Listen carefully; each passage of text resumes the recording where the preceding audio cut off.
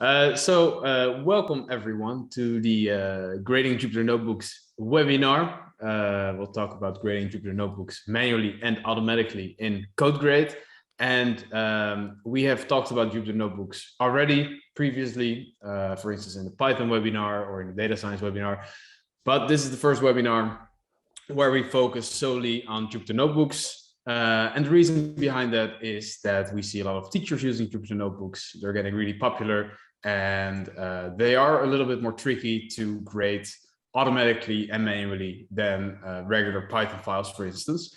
And in this webinar, we're going to tackle that, and I'm going to show you how you can easily do it yourself inside CodeGrade and how you can set everything up so it's not going to be tricky anymore.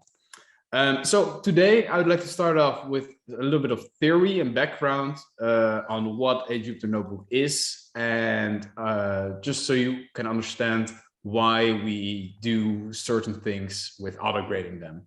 After that, I'll show you how you can manually grade Jupyter Notebooks in CodeGrade. Pretty basic stuff still. And how you can automatically run a Jupyter Notebook inside CodeGrade as well. After that, we'll talk about going from the theory of the Jupyter Notebooks, how you can best set up and format your Jupyter Notebooks so it's easy to auto-grade them. And if you use the right formatting in your Jupyter Notebook, and if you have the right template, auto-grading them will become really easy, and you can use the simple input-output test inside CodeGrade. And it's almost like auto-grading a regular Python or Java or any other basic programming language. And finally, I'll quickly touch upon some ways that you can more advanced ways to grade Jupyter Notebooks. I won't go into detail with them because for most people, they're not going to be too useful and not necessary, since basic Jupyter Notebook assignments will not need them. So if you want to learn more about that, we are here to help you out in a one-on-one session. Great. So let's get started. Let me just turn off my Discord notifications. I'm not sure if you can hear them, but just in case. So what is a Jupyter Notebook? And probably most of you, if you are here, know what a Jupyter Notebook is, but also for the people watching this on demand, just some theory. Jupyter Notebooks are previously known also as IPython notebooks, and they are files that end with the IPython notebook, so the IPYNB extension. And a Jupyter Notebook is a combination of interactive programming with text. So you have multiple cells in a Jupyter Notebook, and they can either be text or programming. And it supports multiple languages, but in practice, we see that most teachers use it for Python. A fun fact here, as I say, it supports multiple programming languages. Not a lot of people know where the name Jupyter comes from and think it has to do something with the planet. Actually, it is based on the three main languages that it used to support, which is Julia, Python, and oh wow, there goes my fun fact. What's the last one? Yuri, you know it, right? All right, let me just quickly. I'll Google it. Oh, and R. There it is. Fun fact, as you can see. So it's R, yes. So that's where the name Jupyter comes from, as those are the core three languages that Jupyter Notebooks support and still support, but they support some more languages. But as I say, in this webinar today, I'll focus on Python, as we see that's the main use. We see that Jupyter Notebooks are used more and more in education, and there's a couple of courses that they're especially useful for. For instance, introductory courses, where it's very easy for students to interactively program without having to run in a terminal or anything. They can just run in the Jupyter Notebook environment. But another more advanced use case of Jupyter Notebooks is in the more applied courses like machine learning, data science, computer vision, where creating a Jupyter Notebook is a really great way of combining theory and writing text and having code to support that. And that is a very nice way of using a Jupyter Notebook. So Jupyter Notebooks can be run and edited using multiple software. The most used is, of course, the Jupyter software itself. This is also pre-installed on CodeGrade. I just use Visual Studio Code, which supports Jupyter Notebook as well and renders it in there as well. And there's some online solutions available as well that we see more and more teachers use. Finally, and this is kind of important for the rest of today, is that a Jupyter Notebook file or IPython notebook file is basically just a simple JSON document. So it's structured, it's a structured document in the JSON language, and also, so not only the cells are stored in there, but also the output is stored in there. So as you can imagine, a student saves their Jupyter Notebook, it's all saved in this JSON document, but including the output. So they can change things in the JSON as well. So that's something to keep in mind for later on in this webinar. Great, so that's some theory. This is what a Jupyter Notebook looks like.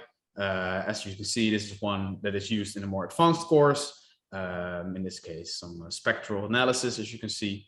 And what is nice, of course, with the Jupyter Notebook and how we see it's being used in education is that a teacher asks you to write some theory or write some, well, in this case, they use LaTeX to write down the Fourier transform right here. And they can back that up with some code and use the theory in the code as well. And of course, that is very useful for education. Great. So grading Jupyter Notebooks manually inside CodeGrade. Jupyter Notebooks are rendered inside CodeGrade right out of the box. So just like if you would have a code file and you would have the markdown or like the style of it, with the Jupyter Notebook, it is rendered as well. You can see the text cells and you can see the code cells. And kind of just like with other files inside CodeGrade, there's 3 ways to give manual feedback. You can give general feedback, which is on the Jupyter Notebook as a whole. You can give inline feedback on code cells, and you can give feedback on text cells as well. So what that looks like inside CodeGrade, as you can see here, we have a Jupyter Notebook that is being rendered inside CodeGrade. And just like normally in a code cell right here, we can click on any line and we can give our feedback using inline comments. Now, with the text cells, what you can do is you can hover over a text cell and you can give feedback for a cell by clicking on the button that will pop up on the top right-hand corner. You can write your feedback and you save it and it's displayed inside that cell. So let me quickly show you what that looks like inside CodeGrade. I have an assignment here. See Jupyter webinar. And let me just quickly upload a Jupyter file here.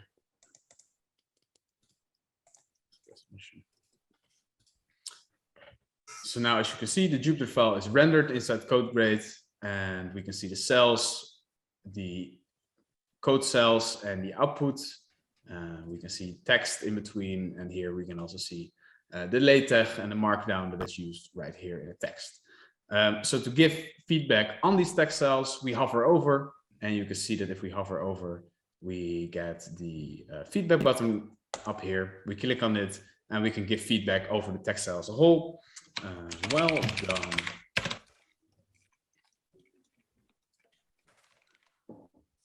Save. And now this is saved. And just like with any other feedback inside CodeGrade, students can comment on it as well. And there can be feedback threads. You can edit it. You can use snippets just like you expect. The same goes for code sections. So here we have a code cell in Jupyter Notebook. Click on any line and write. So using this, it has become really easy to just manually grade a Jupyter Notebook. And especially in those more advanced courses, this is a great way to very quickly assess both the theory and the practical of a assignment, since you have both in the same file and you can just render it inside CodeGrade. Now, just as with any other assignment, not notebook specific, we can give general feedback by going up here to the general feedback button. As you can see, we have a new layout for this. It now looks a little bit nicer, and I can give my general feedback here. And what's nice, the general feedback now also supports snippets, so I can give feedback like that. All right, so let me save that. So those are the ways to give feedback manually on Jupyter Notebooks.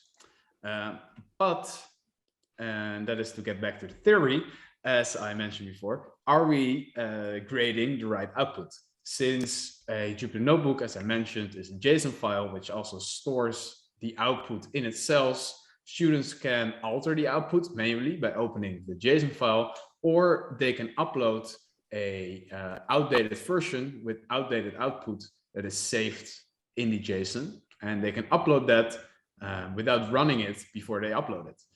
So what you kind of want to do is, instead of grading what the student uploads, you want to run it and then grade the run version of the Jupyter Notebook. So that is what we're going to do inside CodeGrade. Of course, with Autotest, you can make sure that it will run every time a student uploads. But before that, Yuri, are there any questions you want to share? No? Then we can continue. So to do that, we can automatically run a Jupyter Notebook. And as I mentioned before, Jupyter is pre-installed inside CodeGrade. So we can just use Jupyter to do that. And that is very easy. In a run program step in Autotest, we can use the following command. And it may look a little bit big and scary, but actually it's pretty easy.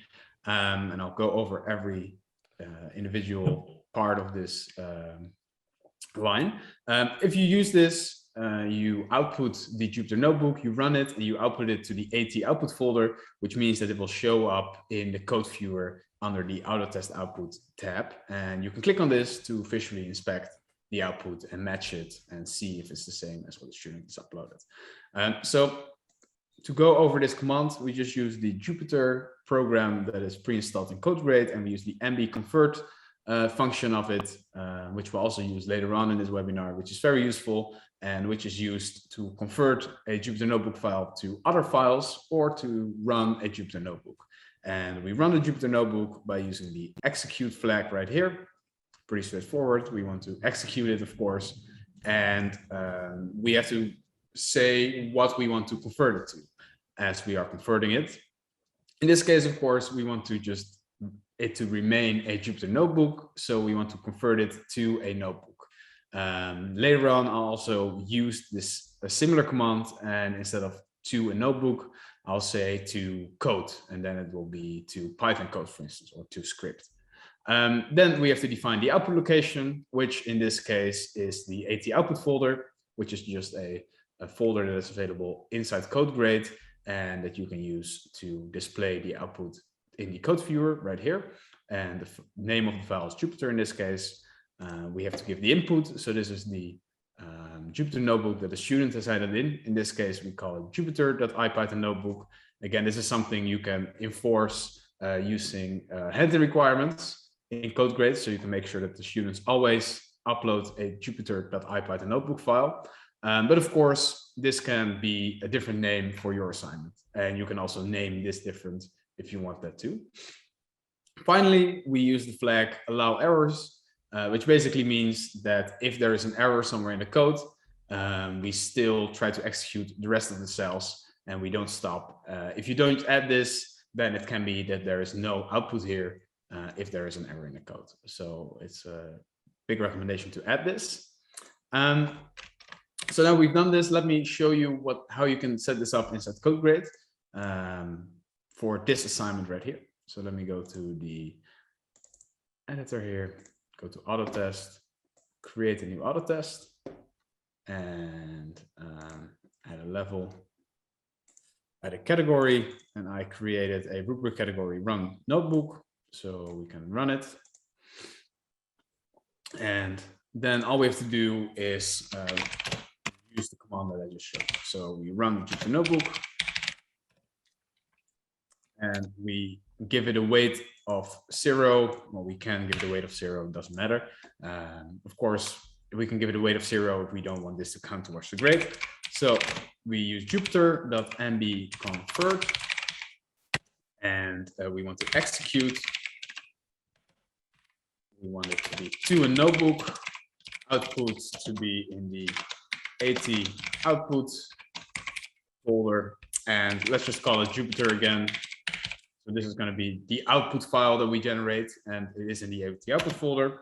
As input, we want it to be the student's Jupyter Notebook, and in this case, I told them not to call it Jupyter, but Amazon Best Sellers. So this is a data science assignment where they use the Amazon database to find the best-selling authors and books. And of course, as I mentioned, allow errors. And I think, there we go. Beautiful. So this should do the job. So let me save this.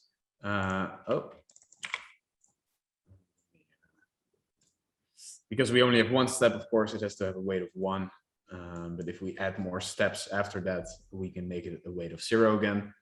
And now also a new tip, you can click here to go to the submissions list. So you can go back to the submissions list right away of the assignment, very useful shortcut. And we can see here that it will run automatically. And hopefully it will show up if I didn't make any typos.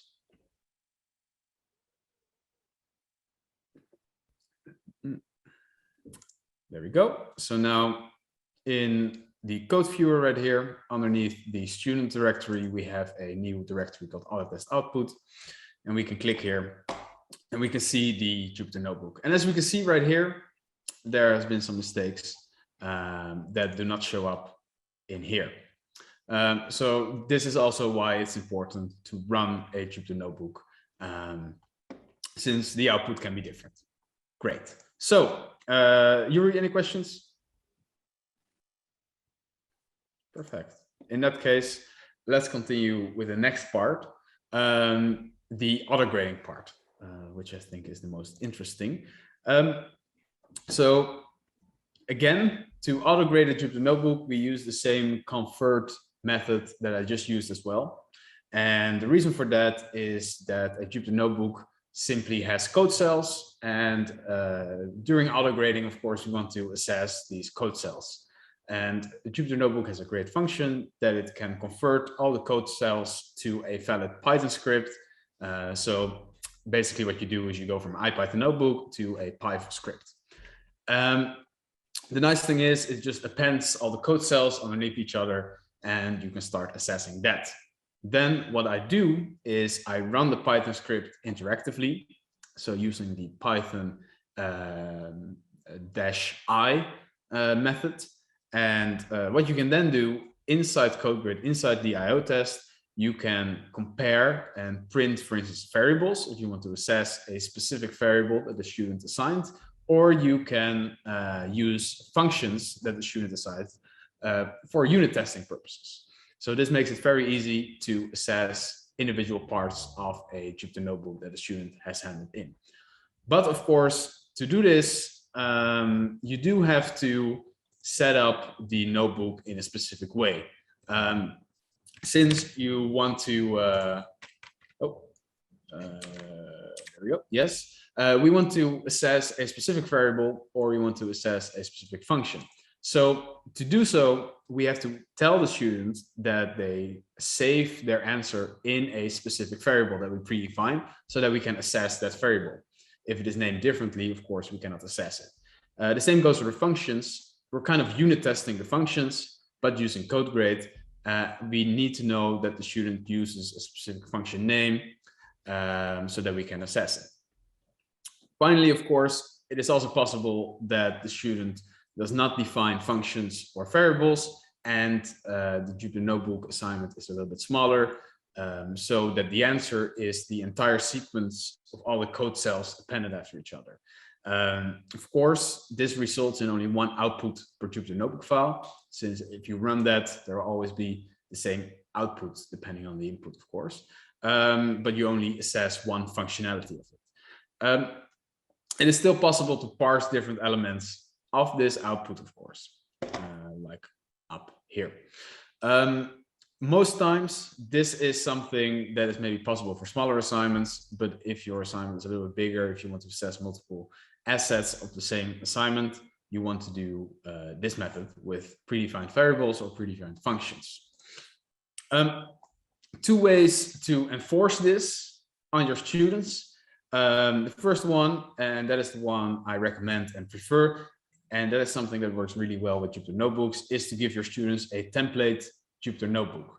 So you give them an empty Jupyter Notebook file, but with the variables that they have to fill in and with the functions that they have to fill in predefined for them. Then you can use like a comment to say you can add your code here, or you have to put your answer in this variable. And that makes it very easy for students to use the right names. Of course, it's also possible to define what the student should use as names in the assignment description. But of course, it's more error prone, and that is, of course, a little bit harder to enforce to the students. However, inside CodeGrade, as every time they upload, they will get immediate feedback. So right away, they will see if they make a mistake. But I still prefer this method, especially since a Jupyter Notebook is very well tailored to be sent to the student as a template. And that works in practice very well. A lot of teachers do it that way. So after you've done that, after you tell your students which variables to use, and which answers to put in these variables, you can assess these inside CodeGrade very easily using an input-output test. For instance, if your student puts their answer in a variable called question1, then we can simply access that variable inside the IO test using Amazon bestsellers.question1, or even just question1, or we can print question1, and we can see if the content of question1 is as expected. The same goes for specific functions. If they define a function, we can, of course, run their code interactively. We have access to that function, and we can print the output of that function.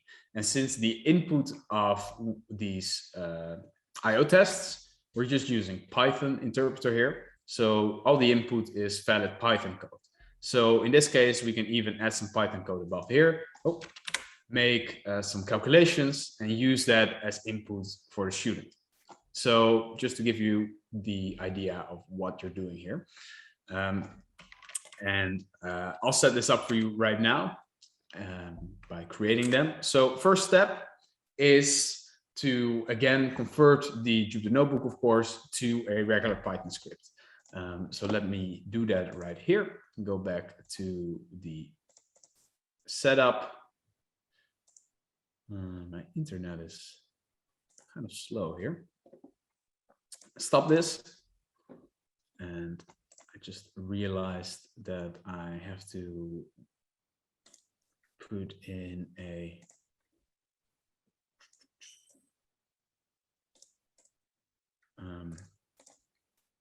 fixture for this to work, since they need, of course, the database of Amazon.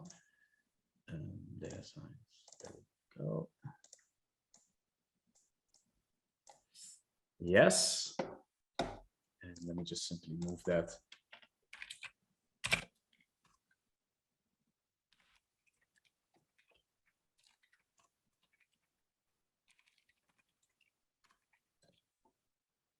So for this to run, the students need to have access to a database in a CSV file. It's kind of like a data science assignment. So what I'm doing is I'm uploading that as a fixture and moving it to the current directory so the student has access to it. This is only for this assignment, of course, not for any other assignment. So let me add a new category where we can start to do our IO test. I have a correct answers category here where we check if the answers that the student made are correct. So the first step, of course, is to convert the Jupyter Notebook to a Python script. Python, and we do that again by using the Jupyter MD convert command, as you can see right here. And now instead of doing a to notebook, we do it to a script. So it's a good question to maybe pinch in. Greg said like we had issues with doing two scripts because sometimes it doesn't actually create a script. It creates like a TXT file depending on your notebook. So --2 Python is a better way of ensuring it's always Python. Yes, that's a good addition. You're right. I want to save this to Python. Oh, of course, I have to give as input the IPython notebook file. Yeah, so as you mentioned, the to script is a more general option that also works with other programming languages. Python, of course, tells it that it has to convert it to a Python script. Yes, good addition. Thanks, Greg. Great. So what we do here is convert it to a Python script, and as we give no out flag right here, it will just create a Python script called amazonbestsellers.py, give it the same name as our input file, and it will make it in the current directory. So that makes it easy for us to access it in our next test that we are going to be creating, which is, of course, the IO test. And as I mentioned before, we can import the script and run it using the Python interpreter, so that all the variables and all the functions that are in the script are in our scope as well, and we can access them and we can assess them. So this is one way to do it, which is running the Python interpreter using the -i flag, and then using the -c flag to give a command. So in this way, I can import, and if I want, I could import just specific parts of the student file by saying from Amazon bestsellers import X. This is just Python code that I'm writing right here. But of course, you can also simply, let me show you that right here. Simply use the I flag only and give up the program that you want to open using the I flag. So Amazon bestsellers. Great. So now in our input and output tests, we can start to assess the contents of this Amazon bestsellers.py. What is nice is, since we are now running the Python interpreter, all our inputs, so this is standard input right here, is going to be Python code. So I can type in any Python code right here, and it will run using the Python interpreter. So in this case, of course, we wanted to assess question 1, or the sum function, and I can simply write a print statement here and it will work. So I can print question 1 and expected output. Let me copy that from an example that I have here.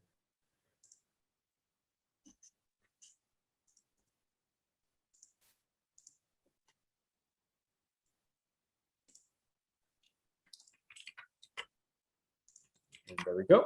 So now we use the print statement here to print a variable that the student has defined in their code, and we expect the output to be this array with some books from the Amazon list.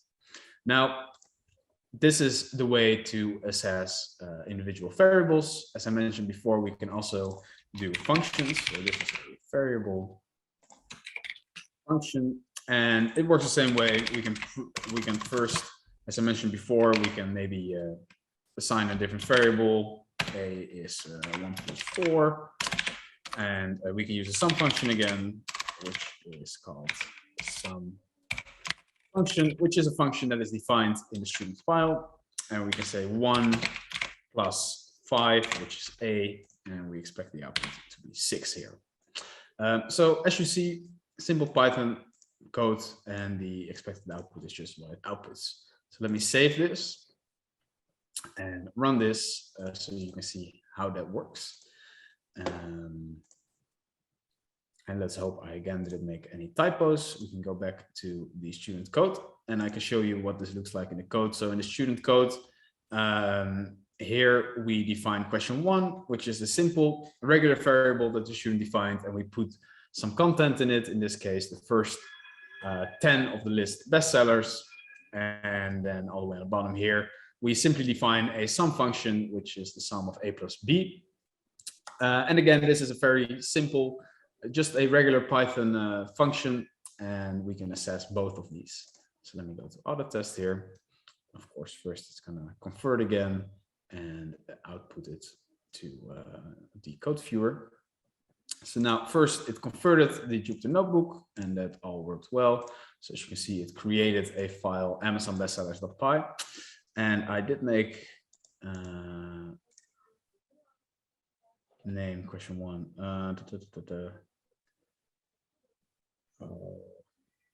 This is the demo virus. Beautiful. Oh, I see what I did wrong. I used Python instead of Python 3. So by default it uses Python 2. My bad. Let me change that quickly for you.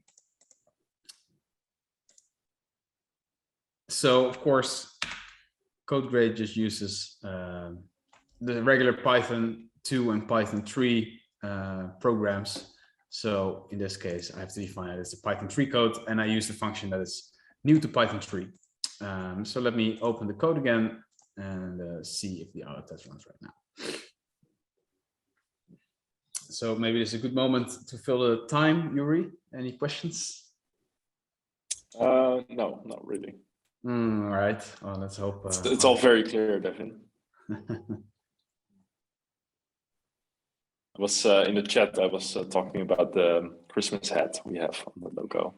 Oh yes, yes. The whole month of December. Yeah. Enjoy while it lasts. Yes, we're there. We go. So now it works, luckily, and we can see that we can simply assess the question one variable. We printed it, and we just compared the output of that print statement with the output that we expect, and it's the same. Same goes here. We expected it to be 6. The actual output is 6, and as you can see right here, we printed again the output of the sum statement, and we even defined a new variable which we gave as input. So this is the basics of auto grading Jupyter notebooks. So as you can see, if you make sure that your students use the right variable names and use the right function names, which in most cases you can predefine for them and just let them fill in their template, it becomes really easy to assess them inside CodeGrade. And you can use our IO test to kind of unit test their functions, or to simply access their variables and see if the output is what you expect it to be. So now to move on to some more advanced testing. And the first step, of course, is installing packages that you may need. As I mentioned before, Jupyter notebooks are often used in more advanced courses with code applications, computer vision, machine learning, things like that. And for that, you may need third-party libraries. Most common libraries like NumPy, SciPy are pre-installed inside CodeGrade, but let's say you have a machine learning assignment and you need to use TensorFlow, for instance, or you have a data science assignment and you need to use Pandas, for instance. You can install them using just the global setup script, using the pip3 command, which is known to all of you probably, and you can simply install them on CodeGrade. Nowadays, everything here is cached as well, so you can install it once and it will be on there, and it will be very quick for each iteration that it runs. So another thing that is good to mention, and that happens often, and for that I would like to give you an example here. So I've just set up my assignment to assess the student code, of course, and I expect this Jupyter notebook to be as input. But let me just give another Jupyter notebook as input right now, which has the same answers, but a small difference. And that is that the student has some print statements in here. So either the student decided to print their answers as well, instead of just writing the variable name, they can of course also use print here. But maybe because they did some error handling, or they try to debug their code, they have some print statements left in their code. If they have that and you use the previous method, we will see that this will all crash. Oh, it does not. Of course, since I have a substring match on. But as you can see in the actual output, their print statements are in here as well. And the reason for that is that if we run, or if we import a Amazon bestsellers or a Python script, or if we import, or if we interactively run it, it will run the whole code before entering the interactive mode. So in this case, it will always start off with printing out the student output, which is superfluous output. And as we can see right here, it's not what we want. So there's a way to change this and to ignore the print statements of the student. Of course, the most straightforward ways to do this is let the students have all their code in functions, or let them use the if name equals main Python snippet. But of course, most of these things are uncommon for Jupyter Notebooks, as Jupyter Notebooks are designed to be interactive, and the code cells are not designed to have a lot of functions or have this code snippet. So there will be print statements most of the times. And we can do that. We can ignore the superfluous output with a little wrapper script that we also have available on our website. And that is often referred to as import without print.py. And I know some of you use it in your course as well. Basically, what this little wrapper script does is if you import using this wrapper script, it will redirect the standard output to def null, which is basically throwing it away. And after that, it will import the actual code of the student. So in practice, it will import the code of the student while importing. So with the redirect, it will import. While that is being done, it doesn't output anything to std out, as that is all thrown away. After the import is done, the std out is printed again like normal, so you can do your input-output testing like you want to. One quick note, and it happens to me and it has happened before often, is in the script, of course, you import the file of the student. And by default, we call that Jupyter down here. But of course, also in my case right here, I'll have to change this to the actual name of the file of the student. And in my case, this will be Amazon bestsellers. So you will have to change this to make it work with your assignment. So let me show you how this works. So as you can see right here in the current form, we have the superfluous output. You see it very well here. We previously just had 6 as output, but now we also have all the print statements that are in the file. So let me set it up for you. And go to the auto test. So for that, I upload the script that I mentioned before.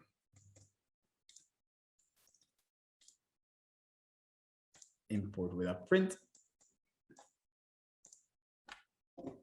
As you can see right here, I altered the script so that the import is not Jupyter right here, but I changed the name to Amazon Bestsellers, which is the name of my file.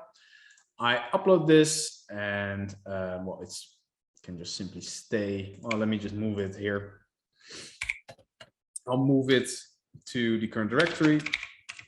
Pictures, import without print, not by the current directory, so that I can access it quickly.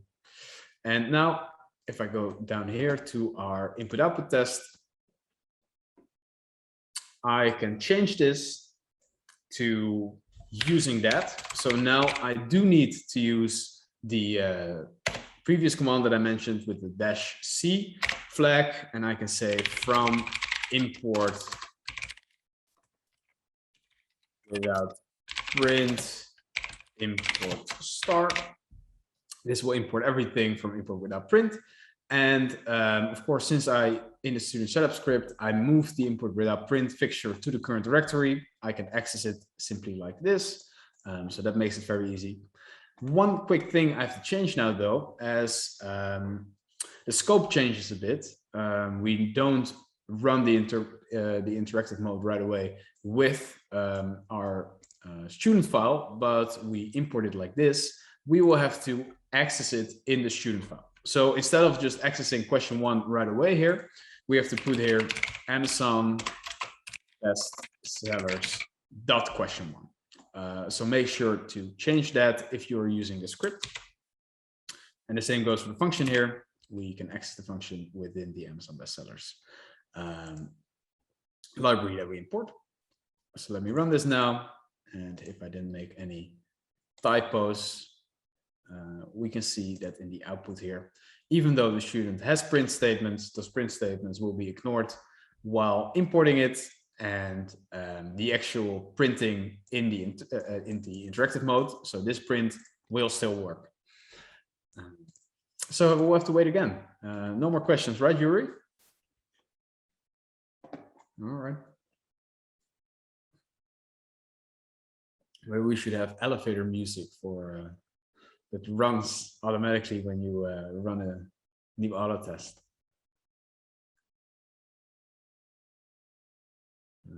There we go. So it runs, and as we can see in the actual output here, the print statements that the student made are finished, have finished. We can see it very well in the output of the sum function right here. So in this way, we can have the clean output from student. We can turn off substring match, and that makes it very easy for us to assess, even though the student has superfluous output.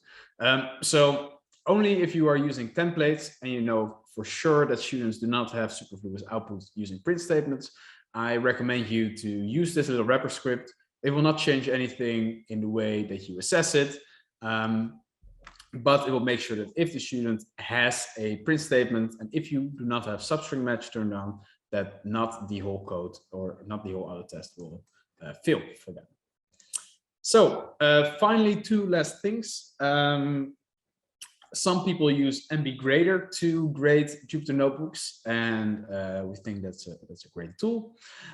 So we support that inside CodeGrade as well. So if you use MBGrader, and if you want to use your grading scripts that you generated using MBGrader inside CodeGrade, we have a wrapper script available. You can just email us at support@codegrade.com, and we'd love to help you out. Set that up so you can use your MBGrader scripts right out of the bed in CodeGrade to unit test the Jupyter notebooks. Next to that, we have our own solution, which is still in closed beta, which is CG Jupyter Unit. It has similar functionality to tools like MBGrader. So if you would want to use that, it's a closed beta. Feel free to email us as well at support@codegrade.com. However, I do think that the methods that I explained in this webinar are sufficient and recommended for most assignments. And most of the times it is easier and less error prone for you to kind of change the way that your Jupyter notebook is formatted using the tips that I explained in this webinar, and use the IO test, as in the end it will pay off, as creating these auto tests is very easy and very flexible inside CodeGrade. So for most assignments, that will be sufficient. Also, since we see that Jupyter notebooks are becoming increasingly popular, we are always looking for better ways to grade Jupyter notebooks. As kind of with any programming language, we are on top of it. So if you would want to know more about that, we're always happy to consult you in a one-on-one call to discuss how you can best grade Jupyter notebook assignments for your assignment specifically. So just a quick recap of what we talked about today. First of all, what is a Jupyter notebook file? Simply a JSON file with output saved as well. And they're rendered inside CodeGrade, which allows you to manually give feedback to them, just like you would normally do. You can give feedback on lines of code, on text cells, and general feedback. But it is recommended to first automatically run the Jupyter notebook inside CodeGrade, and then manually assess that Jupyter notebook and make sure that it is the same as the one that the student has handed in. Finally, if you want to start auto-grading your Jupyter notebooks, which is very easy, as you have hopefully learned today, it is recommended that you format your Jupyter notebook in a way that will make it even more easy for you.